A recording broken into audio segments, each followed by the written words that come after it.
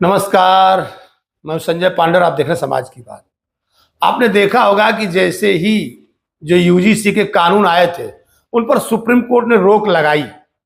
अब उस पर रोक लगाने के बाद जो सामान्य वर्ग था वो तो ये था, खुश था कि नहीं चलिए उस पर रोक लग गई।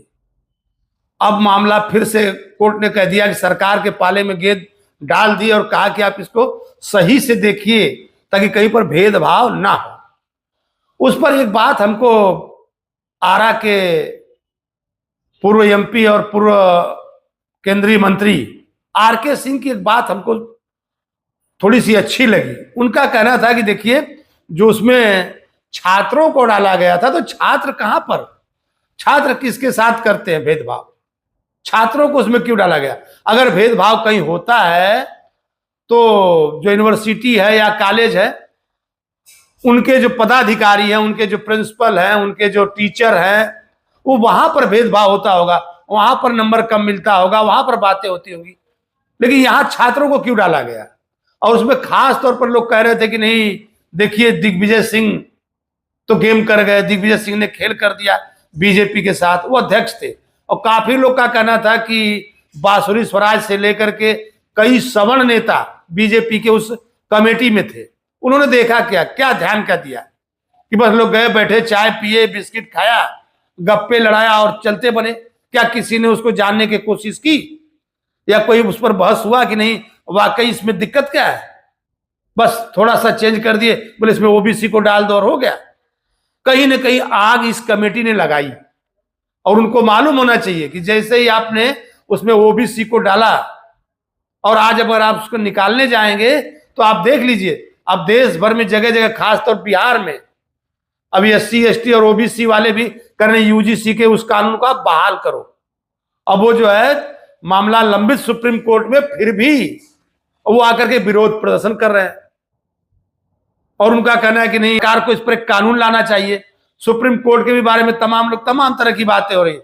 कुछ लोग तो यहां कर रहे हैं, खान सर का एक वीडियो वायरल कर रहे हैं, उसको आधा काट करके कि नहीं आप कुछ भी कानून बना लो, बाकी ऊपर तो सवर्ण ही बैठे हैं, वो आपको आगे नहीं जाने देंगे। यानी सुप्रीम कोर्ट ने इतना जल्दी फैसला क्यों ले लिया? किसानों पर उन्होंने जल्दी से फैसला नहीं लिया।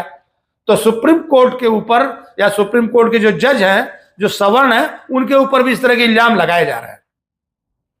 और हमने आपसे पिछले वीडियो में कहा था कि नहीं किस तरह से ओबीसी की कई ऐसी जातियां हैं जो सवर्णों के बराबरी की जातियां हैं और कहीं ना कहीं उनके ऊपर भी भेदभाव का काफी इल्जाम आप देखेंगे। जो एससी एसटी के मुकदमे हैं उसमें ज्यादातर मुकदमे ओबीसी की उन जातियों के खिलाफ लगाए जाते हैं। तो मान लीजिए अगर कोई लड़का एससी एसटी का है और वो ओबीसी के किसी कर्मचारी के बारे में या किसी बच्चे के बारे में अगर कोई अपनी प्रतिक्रिया देना चाहता था या कोई उनके ऊपर अपनी केस करना चाहता, कहां जाएगा वो? तो क्या ओबीसी को उन्होंने साफ साफ बरी कर दिया कि जो ओबीसी है उसकी कोई दिक्कत नहीं है? और उन्होंने ये साबित कर दिया कि जो अगड़ा वर्ग है, जो सामान्य वर्ग है, शोषक वर्ग यही है, बाकी सभी शोषित हैं। इस तरह की बात करके देश का जो माहौल खराब किया गया, सवर्णों को शोषक बताया गया और बाकी अदर को शोषित बताया गया। आज देश की आजादी के इतने वर्षों के बाद भी। तो क्या वाकई छात्रों में दिक्कत है या छात्र आपस में दिक्कत है? अगर हमने कह दिया कि होता है तो कहां होता है? तो कानून किस तरह का बनना चाहिए? जल्दी से जल्दी सरकार इस पर बहस कराए, कमेटी बनाए और कानून को लाए। जिस तरह से देश के अंदर अभी सामान्य वर्ग ने इतना विरोध प्रदर्शन किया था, अब ये बारी आ गई है एससी एसटी और ओबीसी वालों की। क्या पूरे देश में बस यही होगा? धरने प्रदर्शन ही होते रहेंगे? सरकार को इस पर अति शीघ्र कमेटी बना करके इस मामले को जल्दी से जल्दी निपटाना चाहिए। और लोगों में जो मानसिकता भर दी गई कि नहीं, जो जनरल कास्ट है, जो सामान्य वर्ग है, ये शोषक है, बाकी सभी शोषित हैं, कहीं ना कहीं सबके साथ न्याय की बात करनी चाहिए।